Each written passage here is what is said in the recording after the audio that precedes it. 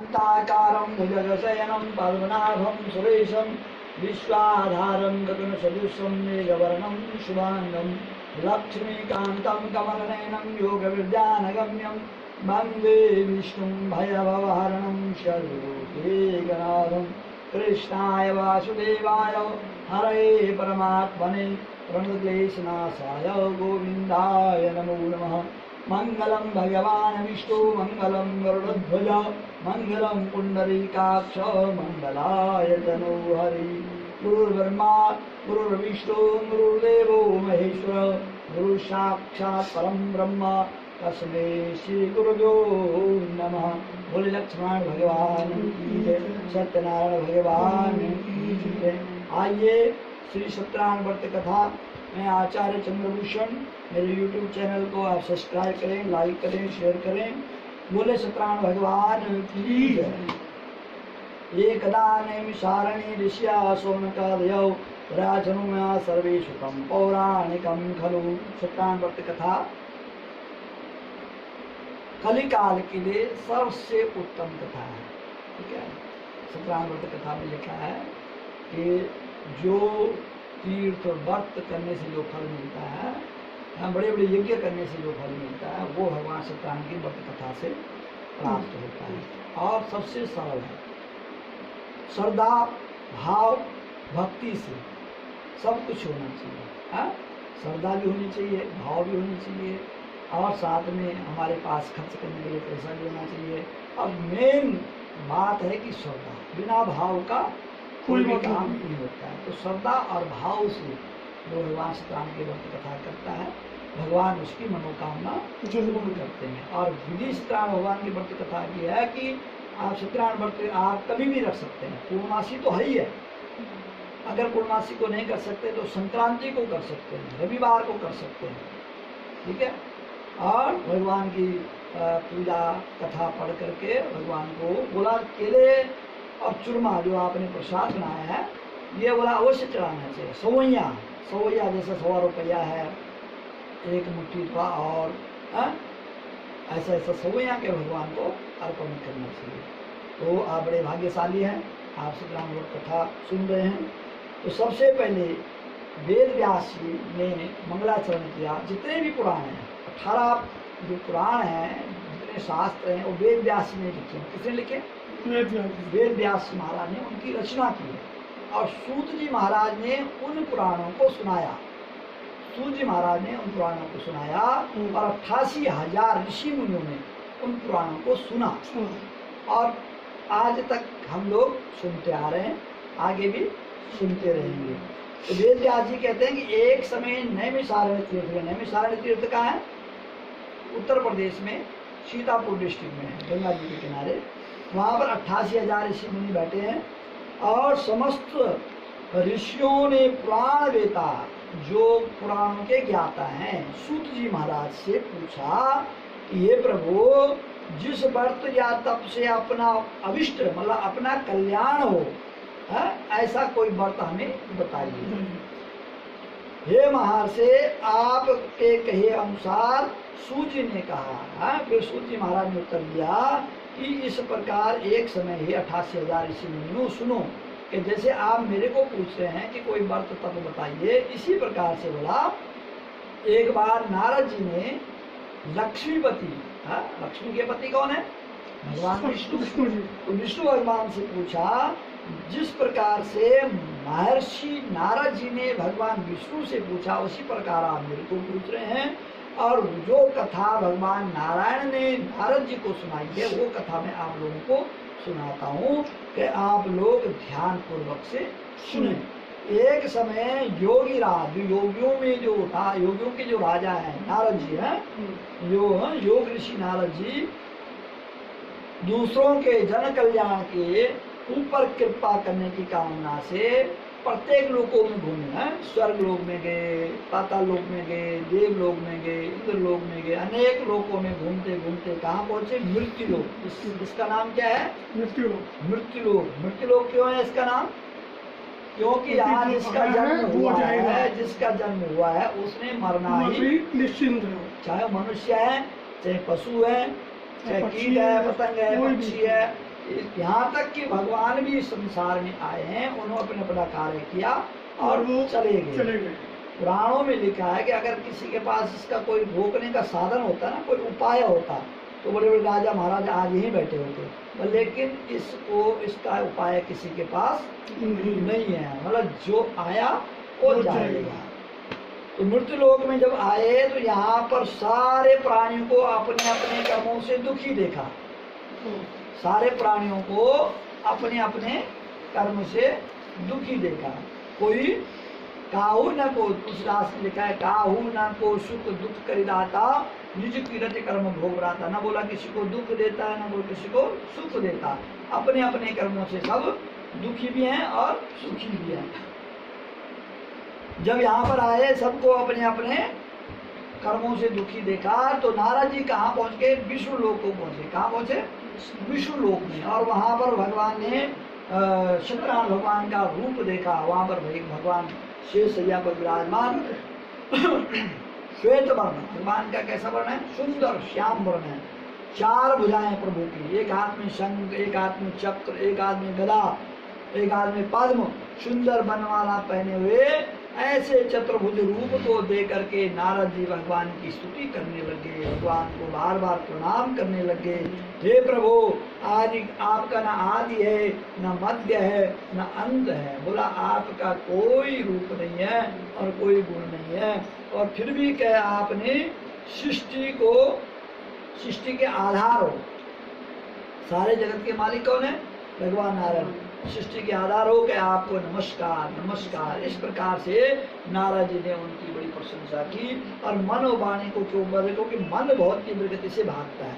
जितनी तीव्र गति से मन भागता है, संसार की कोई भी वस्तु, कोई भी चीज इतनी तीव्र गति से नहीं भागता है। इसलिए नारद जी ने कहा प्रभु मन और वाणी, आवाज, बोला ये भी आपको नहीं पा सकता, आपका कोई पता नहीं है। विष्णु भगवान की जब स्तुति नारद जी ने की, बड़ी स्तुति किया, तो भगवान ने कहा कि नारद जी आज आप बड़ी स्तुति कर रहे हैं मेरी, है बहुत आज आप, क्योंकि नारद जी का काम क्या है?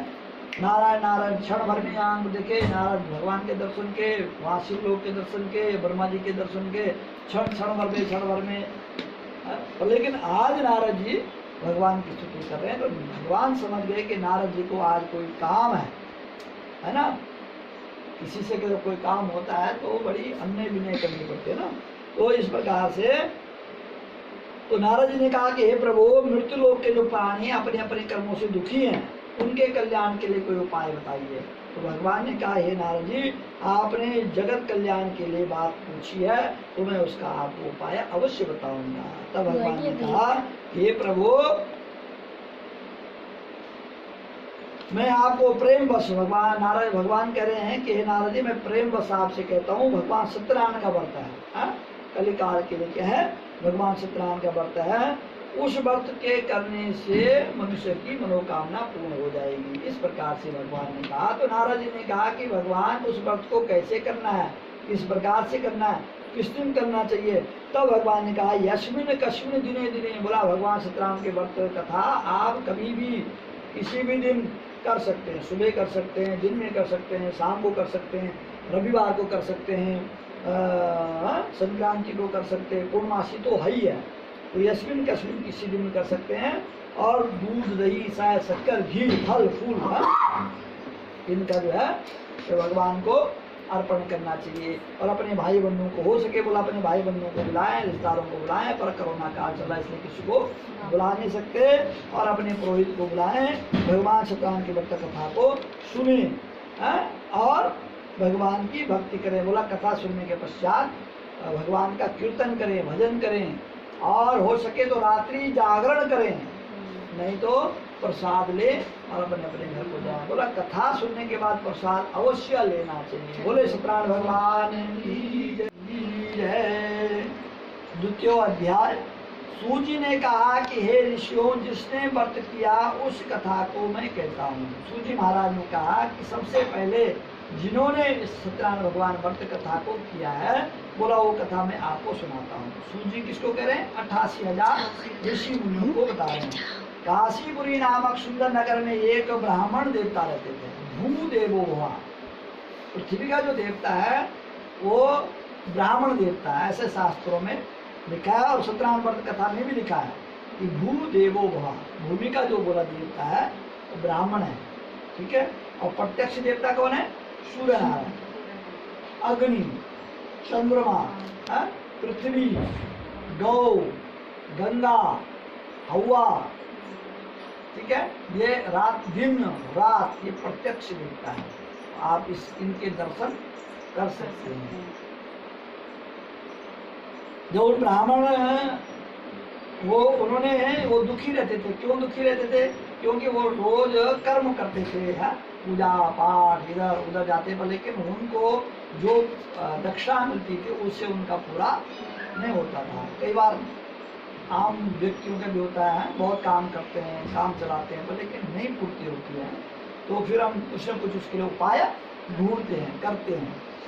तो इसी प्रकार से भू देवता ब्राह्मण देवता को दुखी देकर, क्योंकि भगवान अपने भक्तों के बड़े प्रेमी है ना, तो ब्राह्मण देवता भगवान के बड़े भक्त थे। भगवान ने देखा कि मेरा भक्त दुखी है, तो उनके लिए भेष बदल के प्रकट हो गए और उनके सामने खड़े हो गए और पूछने लगा, हे भू देवता, हे ब्राह्मण देवता, आप क्यों दुखी है? बताइए, मेरे से बताइए।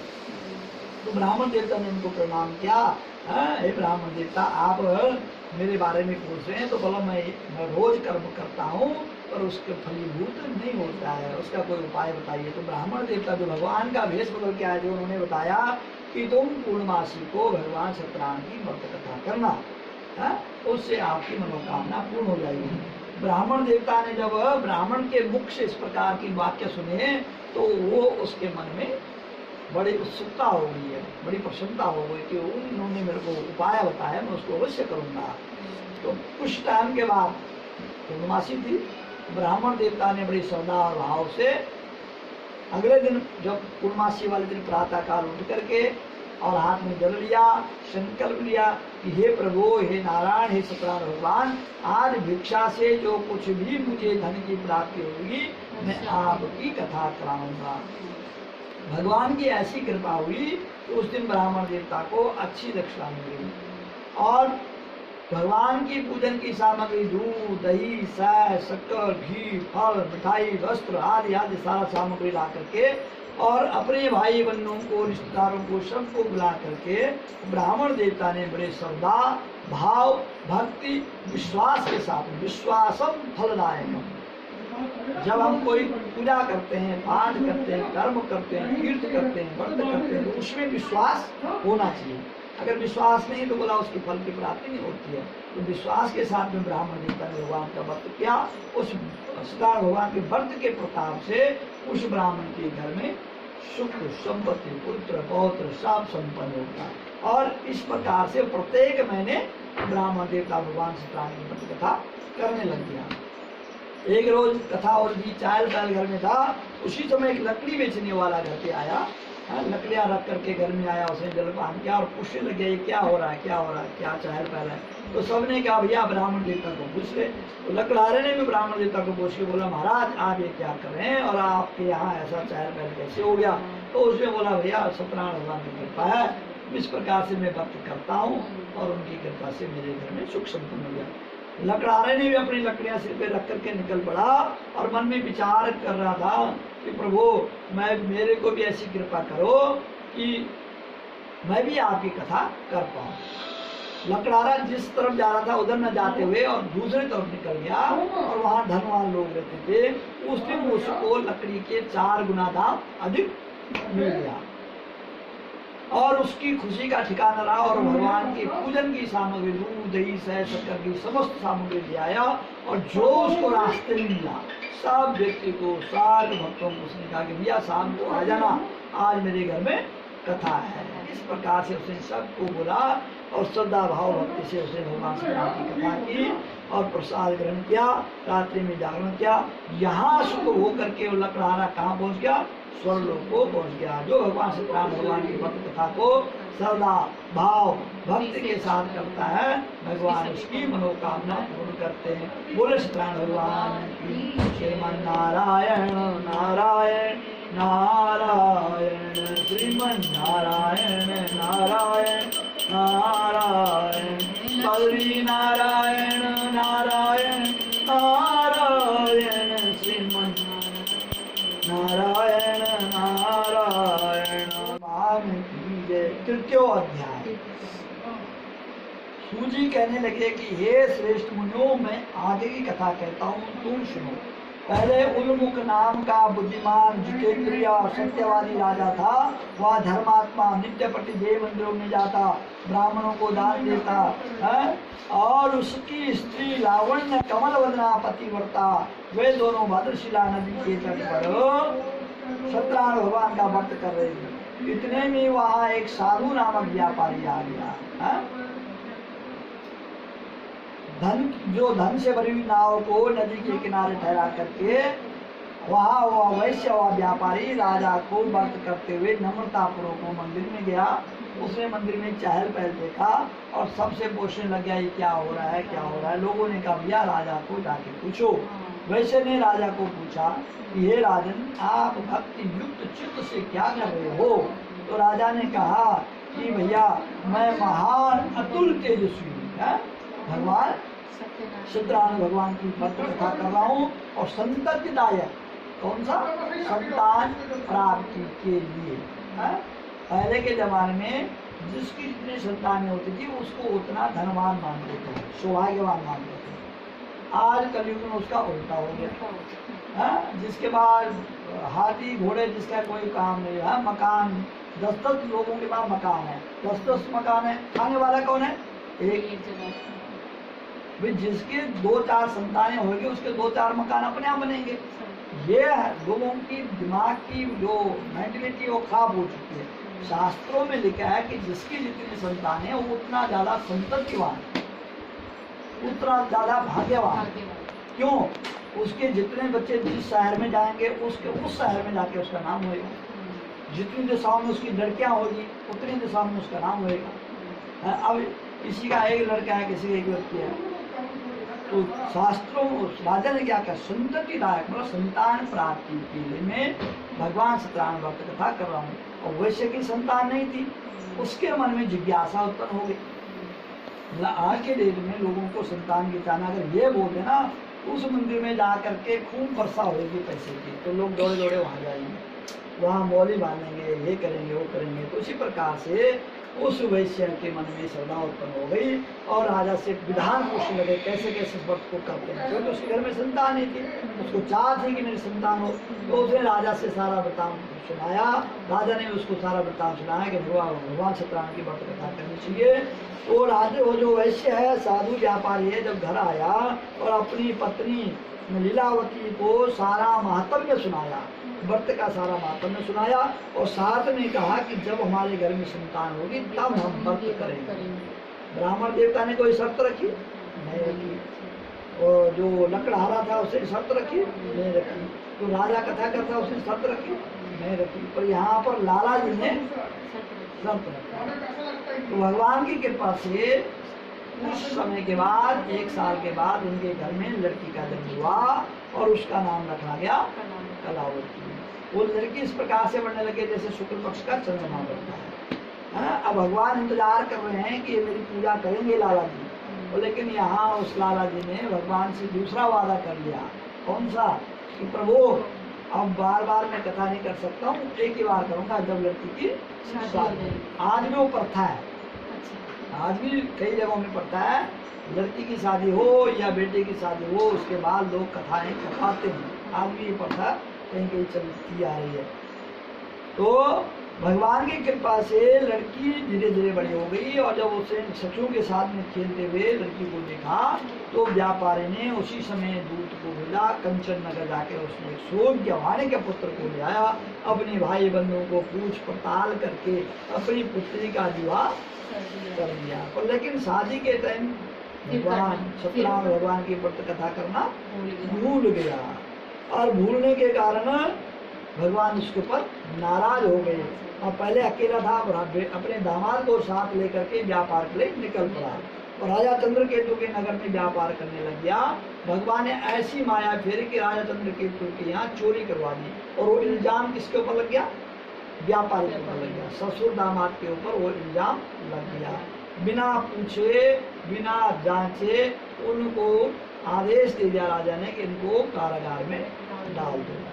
अब वहाँ वो दुखी है और यहाँ घर में लीलावती कलावती, अन्न की चिंता में, क्योंकि भगवान ने घर में भी चोरी करवा दी।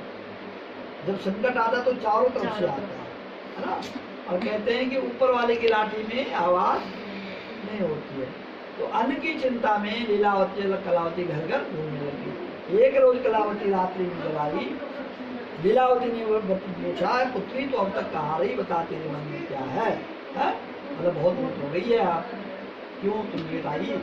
तो कलावती ने कहा, माता मैं कहीं नहीं लेट आई, मैं आपके लिए प्रसाद लाई हूँ, सत्यनारायण भगवान का प्रसाद लाई हूँ। कथा हो रही थी, तो जैसे भगवान सत्यनारायण का नाम सुना लीलावती ने, तो उसके मन में याद आ गया कि हमने भगवान सत्यनारायण कथा का 2 बार संकल्प लिया, हम नहीं कर पाए, और ये भगवान सत्यनारायण का ही दोष है, उनकी कृपा हो रही है कि जो हम दुखी हैं। मेरा पति घर में आया, दामाद नहीं आए, घर में कुछ नहीं है, हम धक्के खा रहे हैं, तो उसके पास कुछ नहीं था, वो भगवान के मंदिर में जाके बैठ गई है। अगर रोना है तो भगवान के सामने जाके रोना चाहिए, दुनिया वालों के पास रोने की आवश्यकता नहीं है। कुछ मांगना है तो प्रभु से मांग लो, जिन्होंने देना है। तो बैठ गई भगवान के सामने और भगवान से प्रार्थना की, प्रभु मेरे से, मेरे पति से गलती हो गई है, क्षमा चाहती हूँ, मेरे दामाद पति को शुरू कर लिया, मैं आपकी कथा करवाऊंगा। ऐसा जो है लीलावती ने कहा। और भगवान तो भाव के भूखे हैं, प्रेम के भूखे हैं। और भगवान उसी समय राजा चंद्रकेतु के स्वप्न में गए, राजा चंद्रकेतु को आदेश किया कि हे राजन, दोनों वाणी के पुत्रों को कैद से मुक्त कर दो, अगर आप ऐसा नहीं करेंगे तो आपका राजपाट सब नष्ट कर दूंगा। राजा ने भी प्रातः काल सभा बुलाई, अपना स्वप्न सभा में सुनाया और साथ में आदेश दिया कि इन दोनों वाणी के पुत्रों को हजामत कराओ, इनका स्नान कराओ, इनको नए नए वस्त्राभूषण पहनाओ, जितना इनका धन है उसको दुगना करके दे दो। इस प्रकार से वहाँ से निकले। अब वो जाने लगे तो उन्होंने राजा को प्रणाम किया और कहा, हे राजन, हम आपकी कृपा से जा रहे हैं। राजा ने कहा, नहीं नहीं भैया, मेरी कृपा से नहीं है, ये तुम्हारा ही दोष था, तुम्हारे भाग्य का दोष था, तो तुम्हें जेल हो गई। अब भगवान की कृपा से तुम लोग जा रहे हैं, मेरा इसमें कोई नहीं है, तो आप लोग जा सकते हैं। इस प्रकार से वहाँ से निकल गए और आगे चल करके उन्होंने प्रणाम किया, मंगलाचरण किया और राजा प्रणाम करके उन्होंने फिर नाव में बैठे। उसी समय भगवान फिर भेष बदल के आ गए, ठीक है, और देखा कि शायद इस व्यापारी की बुद्धि ठिकाना आ गई होगी, मेरी याद आया होगी, पर लेकिन नहीं आई। उनसे मांगा कि भैया आपकी नाव में क्या है? तो व्यापारी ने बोला, महाराज कुछ नहीं है, इसमें तो बेल आदि पत्ते भरे हुए हैं।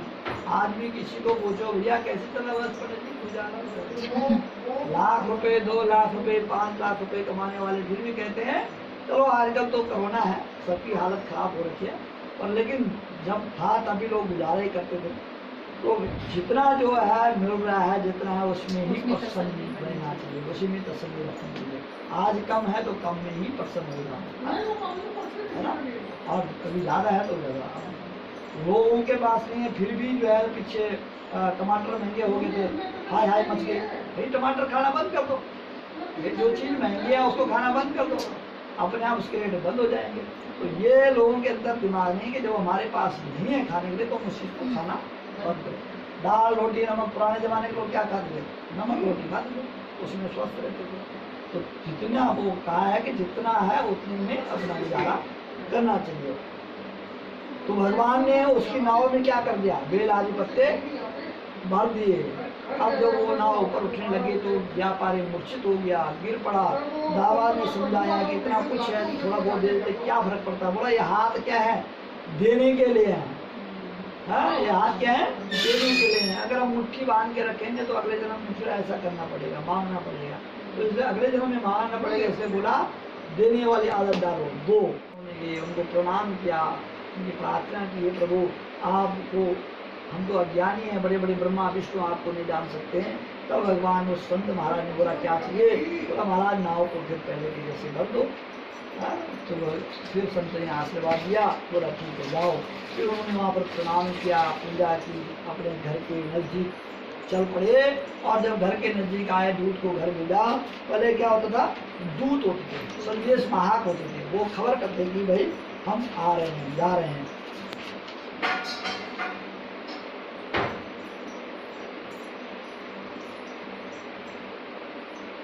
संदेश होते थे, वो घर संदेशा देते कि भाई हम आ रहे हैं।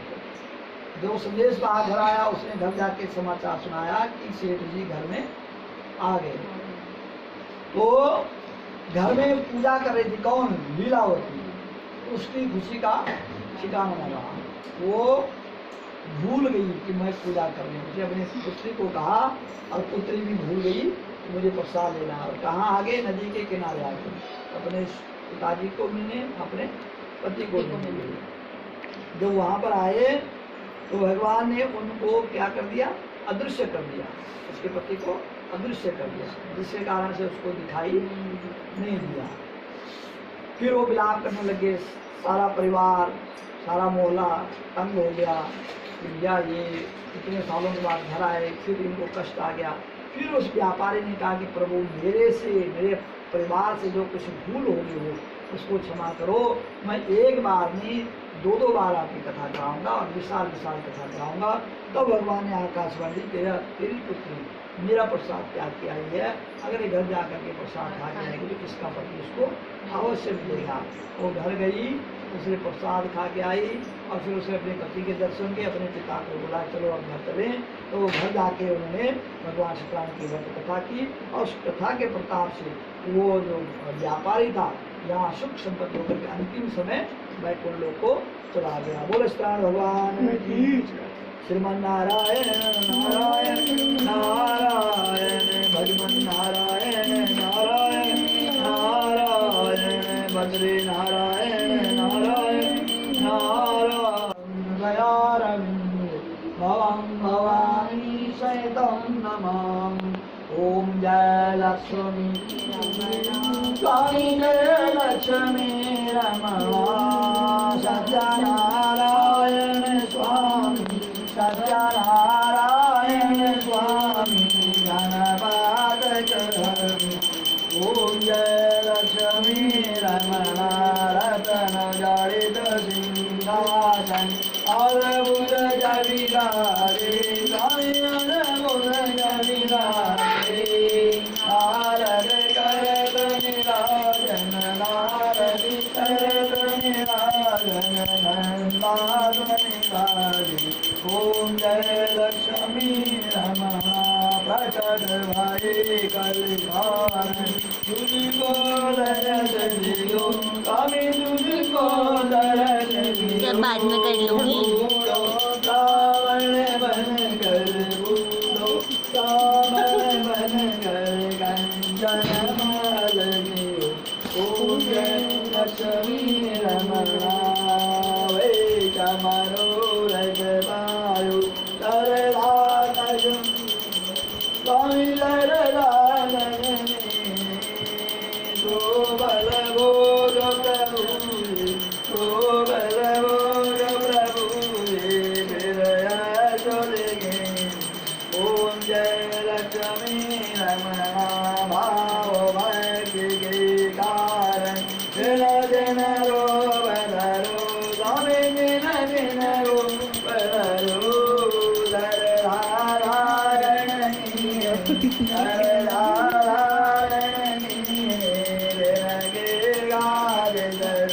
ओम जय लक्ष्मी रमणा, बाल बाल संग राजा, वन में वन स्वामी, वन में वन गरे मनवांचित बल ओ मन चावल रे नारायण हरि। ओम जय लक्ष्मी रमणा, जड़द प्रसाद गवैया, कदली बलमेवा स्वामी, कदली बलमेवा। धूपदी बकुलती से, धूपदी बकुलती राजी सचदेवा। ओम जय लक्ष्मी रमणा, सत्यनारायण जी के आरत जो कोई न गावे स्वामी, प्रेम सहित गावे।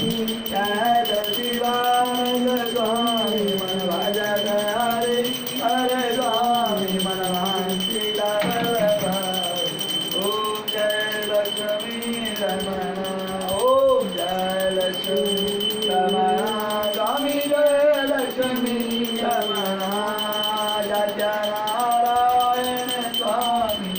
अर्चना नारायण स्वामी जनपाद ओम जय लक्ष्मी रमण ओम आरतिकं समर्पयामि कर्पूरे गौरं करुणावतारं संसारसारं मुने